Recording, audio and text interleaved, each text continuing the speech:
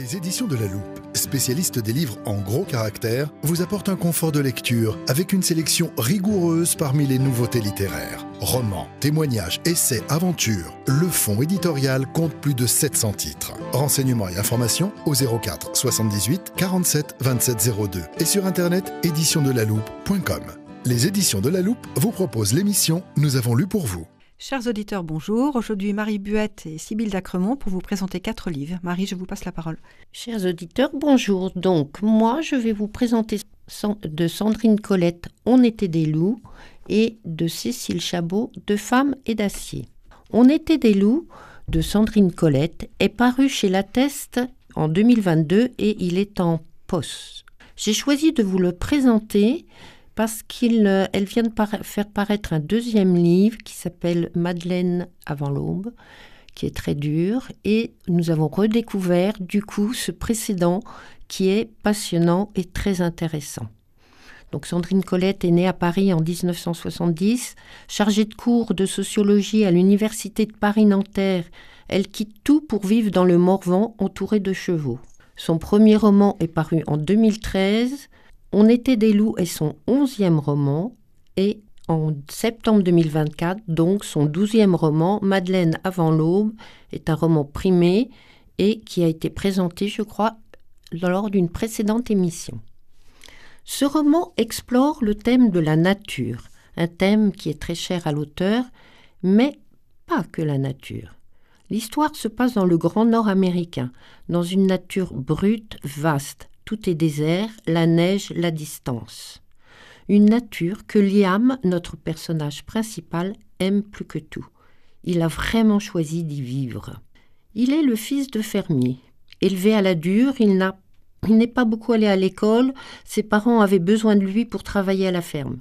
Liam a grandi, élevé à la trique et à l'alcool. Ce passé, dès qu'il a pu, il l'a quitté. Il a pris la direction des bois.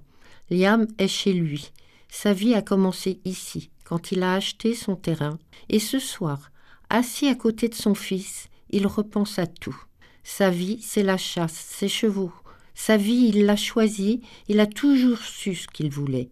Vivre au milieu de nulle part, chasser et vendre ses peaux, voir chaque jour le soleil se lever sur la montagne.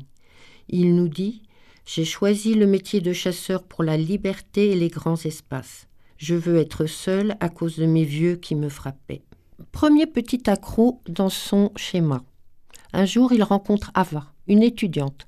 Elle l'a suivi. Elle ne savait pas exactement ce qui allait arriver, mais nous nous aimions comme des fous et cela a aidé à pas mal de choses. Mais deuxième petit accroc. Ava voulait un enfant. Je n'étais pas chaud. Est-ce qu'on allait faire naître un enfant là-dedans ? Ça me serait pas simple pendant la grossesse, ni après. L'enfant, lui, n'a rien demandé. Est-ce qu'on pouvait l'emmener dans l'aventure ? Je n'en voulais pas vraiment, mais Ava, oui. Et il a fini par venir, cet enfant. La nuit, je regarde l'enfant qui dort. Un tout petit enfant. Il ne sait rien du monde, il ne sait rien faire. La vie continue. Aru, notre fils, est avec Ava, et moi, je pars pour mes semaines de chasse. J'abats des cerfs, bivouaquant sous les étoiles au milieu de ces espaces où il n'y a pas de place pour un enfant. L'enfant, il est avec Ava. L'enfant, c'est le travail des mères. L'enfant, je ne l'ai pas vraiment vu grandir. Mais ce soir, l'enfant qui dort a 5 ans, bientôt 6. Et sa mère n'est plus là. Quand je suis rentrée de la chasse, j'ai senti que quelque chose n'allait pas. Aru courait toujours à ma rencontre. Et là, il faisait beau et personne ne venait. Mon cœur s'est mis à battre plus vite. Je ne voyais rien. Je le sentais, il y avait quelque chose. J'ai cherché Ava du regard. Elle était allongée sur l'herbe. Elle n'aurait jamais dû être là. J'ai crié. Et il n'était pas là, le môme. Je l'ai cherché. Liam doit affronter la mort d'Ava. Et plus que la mort d'Ava, la responsabilité d'Aru. Comment concilier la vie de l'enfant et sa vie de chasseur ? Il n'y a personne autour d'eux à moins de 3 heures de marche. Tout est loin. Liam pense emmener l'enfant dans sa famille, partir plusieurs jours à cheval et le confier. Il ne peut pas vivre avec un enfant. 3 jours, 4 jours, 5 jours de voyage. Un beau roman initiatique. Comment on devient père, qui se lie avec les tripes et le cœur. On ne naît pas père, on le devient. Je vous conseille beaucoup cette très jolie lecture. Et rapidement, dans un tout autre domaine, je vous présente La femme d'acier. C'est un livre de Cécile Chabot paru à l'Archipel en août 2024. Cécile Chabot est une universitaire française, née en 1976. Elle est professeure de français. De son roman, elle nous fait découvrir une femme de la fin du 19e siècle, début 20e. Nicole Mangin est une femme qui a eu une vie courte, mais bien remplie. Elle décède à 40 ans en 1919. Née dans la bourgeoisie, dès son plus jeune âge, elle montre sa détermination et obtient de ses parents la possibilité de passer le bac comme les garçons. Elle ne veut pas de la vie que l'on réserve aux femmes dans la société de ce début 20e. Passionnée de sciences et de médecine, elle entreprend de longues études. Tombée follement amoureuse d'André Girard, elle arrête, l'épouse, le suit en province, à Saumur. Mais la naissance de son fils ne suffit pas à la retenir en province. Elle divorce et retourne à Paris pour ses chères études. Avec l'aide de Boucicaut, d'Alfort et malgré la misogynie ambiante, elle se spécialise dans les maladies infectieuses et la recherche contre le cancer. Elle se bat pour l'amélioration des conditions de vie, d'hygiène des femmes des classes laborieuses. Elle veut la création de dispensaires. Titulaire d'une chaire à la Sorbonne ne lui suffit pas. Elle veut agir sur le terrain. Elle veut soigner, guérir. Pour cela, elle s'entoure de nombreuses bonnes volontés. En août 1914, alors qu'elle travaille à l'office antituberculeux de l'hôpital Beaujon, suite à une erreur de copie de registre, elle, Nicole Girard-Mangin par mariage, reçoit une convocation au nom du docteur Gérard Mangin. Elle doit rejoindre le 20e régiment à l'hôpital militaire de Bourbonne-les-Bains. Nicole Mangin, spécialiste des maladies infectieuses, se retrouve au front. Un monde masculin, médecin, soldat.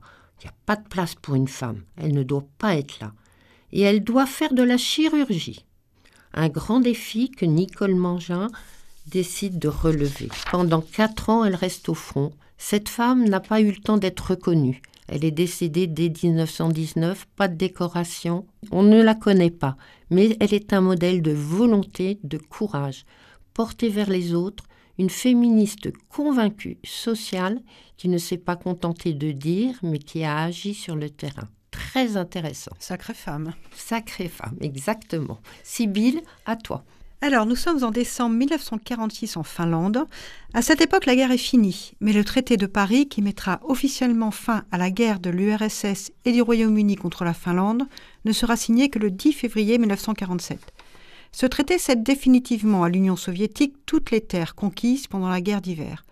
Outre ces lourdes pertes humaines, la Finlande se voit dépossédée de 10% de son territoire et de 20% de son potentiel industriel. Elle cède également la deuxième ville du pays, Viborg. Les Finlandais gardent cependant leur souveraineté. Petit cours d'histoire. Le déclenchement de la guerre d'hiver fait suite à l'échec des négociations entre les Soviétiques et les Finlandais autour de la création d'une zone tampon visant à protéger la ville de Leningrad, qui était très proche de la frontière, d'une éventuelle attaque du Troisième Reich. Bref, l'Union soviétique envahit la Finlande le 30 novembre 1939. En 1941, la Finlande s'associe à l'Allemagne et finit par reconquérir ses terres. Et malheureusement, dans le clan des perdants, en 1944, elle est obligée de rétrocéder de nouveau ses territoires à l'Union soviétique. Fin 1944, les États-Unis renouent des liens diplomatiques avec la Finlande, et c'est dans ce contexte que débute le dernier roman de Karl Marlantes, Le Prix de la Victoire, paru en décembre 2024 chez Kalman Levy. Le 10 décembre 1946, Arni et Louis Koski débarquent en Finlande par le ferry en provenance de Suède. Ils sont tous deux américains, mais Arni est d'origine finnoise. Le jeune couple n'arrive malheureusement pas à avoir d'enfants. Arni arrive en tant qu'attaché militaire à la légation américaine d'Helsinki avec le grade de lieutenant-colonel dans le but de ramener des informations. Louise a suivi une petite formation pour faciliter le travail de son époux. Apprendre à se tenir en société, à s'exprimer, savoir s'habiller en fonction des occasions, quand serrer la main ou pas, bref, faire des mondanités qui soient utiles à son mari et ne pas faire de gaffe. Elle est toute excitée par cette nouvelle affectation. Logée dans un hôtel proche de la légation, son premier rôle sera de leur trouver rapidement un logement. Peu de temps après leur arrivée, à l'occasion d'une réception à l'ambassade soviétique, Arni retrouve le lieutenant-colonel Mikhail Bobrov, avec qui il avait sympathisé pendant la guerre, alors que leurs deux pays étaient alliés. Ils refont le monde, et l'alcool aidant, nos deux trentenaires se lancent un défi viril, amical et sportif. Ils projettent de se mesurer dans une course de ski de fond de près de 500 km, à la dure, en dormant sous des abris de neige, et tout cela bien sûr en toute discrétion. De leur côté, les deux femmes sont rapidement devenues amies. Natalia, l'Ukrainienne, connaît la cruauté du régime soviétique et les responsables du MGB, ancêtre du KGB, qui sont omniprésents. Alors que Louise est très candide et elle n'a connu la guerre que de loin. Natalia ne tardera pas à proposer à son amie un appartement qui vient, comme par miracle, de se libérer. N'ayant plus ce souci, Louise propose à Natalia de donner un coup de main à une lointaine cousine d'Arnie qui dirige un orphelinat. Une idée de génie germe dans sa tête. Pour récolter des fonds, pourquoi ne pas faire une loterie autour du défi de leurs deux hommes ? Le gagnant serait celui qui trouve le vainqueur et l'écart entre les deux compétiteurs. C'est une fausse bonne idée, nous sommes au début de la guerre froide, et le défi bon enfant va rapidement devenir un enjeu politique et une bataille symbolique entre les USA et l'URSS, entre le communisme et le libéralisme, et aucune des deux superpuissances ne peut envisager de perdre la face. C'est un roman captivant, des portraits psychologiques fouillés, une écriture addictive, période très intéressante et de très très beaux paysages. Je change totalement de registre avec un livre qui s'intitule « Où es-tu maman ?», sorti en février 2025 aux éditions du Rocher. Olivia Morel, l'auteure, a 32 ans, elle est mariée, elle a 3 enfants. Née dans une famille privilégiée, elle passe son enfance et son adolescence entre la France et l'Amérique. En effet, pendant les 10 premières années de sa vie, Olivia et ses parents vivent 6 mois de l'année en France et 6 mois aux USA. Aux USA, leur lieu de résidence est une magnifique maison avec jardin et piscine dans un domaine privé à West Palm Beach, ville huppée de la côte Est en Floride. Les voisins sont des personnalités du monde des affaires, de la politique et du showbiz. Ses parents sont très pris, elle est élevée par des nannies. En France, après avoir vécu 3 ans en région parisienne, c'est direction Mougins, sur la côte d'Azur, dans le sud de la France. Soleil, verdure, golf, ravissante ruelle médiévale, maison de pierre. Les voisins sont des retraités, des artistes, des célébrités. De nouveau un ghetto de riches et de nouveau des nounous pour s'occuper d'elle, auxquels Olivia s'attache. Elle connaît très peu de choses de l'histoire de ses parents qui voient très peu leur famille encore existante. Dans une première partie, Olivia Morel nous expose son enfance puis sa descente aux enfers au moment de son adolescence. C'est une petite fille anxieuse, marquée par la peur de l'abandon et qui entretient des relations distantes avec ses parents.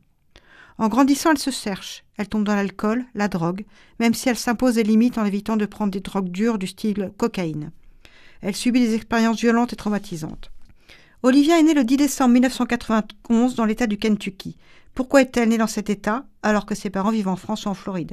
Lorsqu'elle pose des questions, sa mère est évasive. Dans les albums, aucune photo de la maman enceinte. Pas de photo à la clinique. Le premier cliché qui la concerne est pris dans un aéroport, elle a 5 jours. En mûrissant, elle fait des recherches sur la ville où elle est née. Elle découvre une clinique à la pointe de la technique reproductive, offrant des services de GPA à une clientèle internationale. Pour elle, c'est évident, elle est issue d'une gestation pour autrui. Une véritable quête commence alors sur la recherche de ses origines et de sa mère biologique.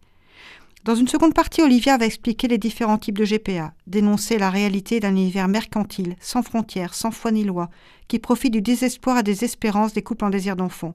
L'exploitation des mères porteuses, assimilée pour elle à de l'esclavage, où l'on contourne le droit pour vendre un être humain, acheter un enfant sur catalogue. Lorsque certaines personnes parlent de générosité envers les couples qui ne peuvent avoir d'enfants et qui sont évidemment en souffrance, elle fait remarquer à juste titre qu'on ne verra jamais une femme riche porter un enfant pour un couple pauvre. Quelles sont les conséquences psychologiques pour la mère porteuse et pour l'enfant ? Ce n'est déjà pas toujours simple dans le cas d'une adoption. Dans le cas de la GPA, si l'on exclut le principe scandaleux de traiter un enfant comme un produit de consommation, il reste beaucoup d'autres paramètres biologiquement. 3 personnes peuvent être à l'origine de l'enfant. La mère porteuse, le don de sperme, le don d'ovocytes. Quid de l'eugénisme ? Parce qu'évidemment, quitte à y mettre les prix, on veut un enfant parfait. Vendue à la naissance, Olivia Morel livre ici un témoignage bouleversant. Elle est la première personne et de mère porteuse qui, face à cette nouvelle traite humaine, lance un appel à l'abolition universelle de la GPA. Merci Olivia pour ce témoignage courageux et nécessaire qui dévoile la réalité de la GPA. Bonne lecture ! Les éditions de La Loupe vous ont présenté « Nous avons lu pour vous ».